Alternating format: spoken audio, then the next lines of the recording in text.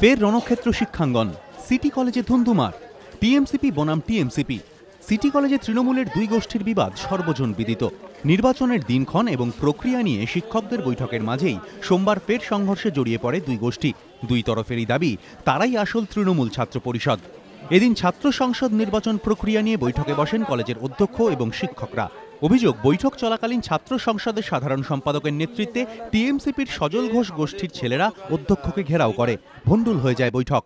দুটো পক্ষ এখানে আছে, তারা নিজেদের মধ্যে সবসময় একটা গোলমালের একটা পরিবেশ একটা রয়েছে এবং আমাদের প্রচুর কাজকর্মের আমাদের ক্ষতি হচ্ছে।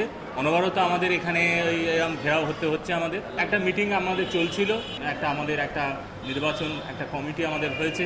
তো সেই কমিটিতে আমরা কিভাবে এগোবো, কাজটা কিভাবে করাবো এবং আমাদের দিনটা কোনো দিন ঠিক করা যায় কিনা বা সেটা করতে গিয়ে কি বাধা বিঘ্ন আছে। এখন সেই অবস্থায় একদল ছাত্র এসে বলে যে না, আপনাদের এটা এরকম করা যাবে না। তারপরে জানি না, বাইরে গোলমাল, আমরা তো ভেতর থেকে সবকিছু দেখতে পাই না। অনেক সময় আমরা খবর পেলাম যে বাইরে গোলমাল হচ্ছে। অন্যদিকে তৃণমূল ছাত্র পরিষদের অপর গোষ্ঠীর অভিযোগ, নির্বাচনে হার নিশ্চিত জেনে নির্বাচন আটকাতে চাইছে সজল ঘোষ গোষ্ঠী।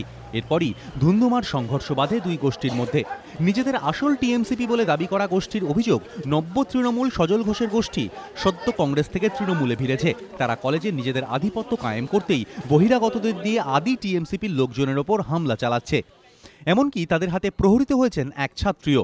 ঘটনার জেরে ঘণ্টা দুয়েক অধ্যক্ষ এবং অন্যান্য শিক্ষকরা প্রিন্সিপাল রুমেই আটকে থাকেন। আমহাস্ট্রিট থানার পুলিশ ঘটনাস্থলে এসে পরিস্থিতি নিয়ন্ত্রণে আনে। ময়ূখ ঠাকুর চক্রবর্তী, এবিপি আনন্দ, কলকাতা।